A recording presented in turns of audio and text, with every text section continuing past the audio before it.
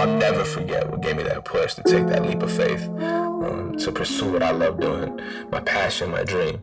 I was working at this software company, selling accounting software, and one of my accounts that I managed, me and this gentleman were just shooting it around, and he asked me one day, he said, "Joey, if there's any one thing you could be doing in life right now, what would it be?" And I said, "Music." I knew it's what I wanted to do. You know what I mean? I didn't skip a beat at all. He said, "So why aren't you doing it?" And it hit me right between the chest because nobody had ever confronted me like that before. You know, I never really saw passions and reality as something that like blended together. You know, I always saw it as, yeah, it's for some people, but not for everybody. He says, "Listen, let me tell you a story." So I'm 65. When I was 17, I was a semi-pro surfer. Had endorsements waiting for me, the whole nine. When I was 18, I was going to leave home and go pro. My dad pulled me aside and told me that summer, he says, "Listen, you're going to walk away from this thing and you're going to go be an accountant. You're going to go to school." So I listened to my dad, went to school, put my dream away and never went back to it again. He says, I've had, now years later, triple bypass surgery. Quality of life is poor. And it's attributed to the fact that I'm doing something that I don't love doing. I'm not passionate about it.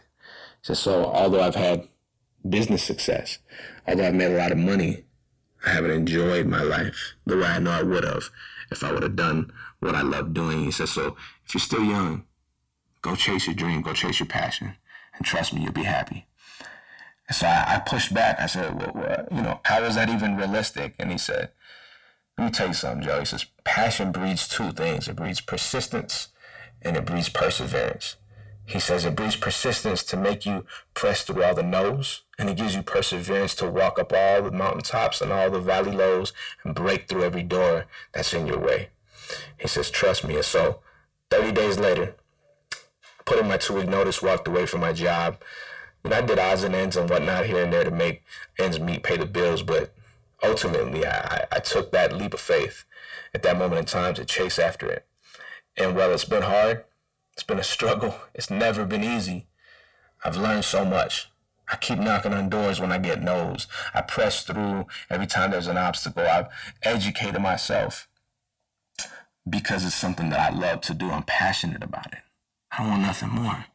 You know what I'm saying? And so when you identify what you're passionate about and you chase that thing, everybody else is going to tell you it's unrealistic. But if you do it, you're going to be happy and you're going to make the greatest impact in your life because it's what you were made to do.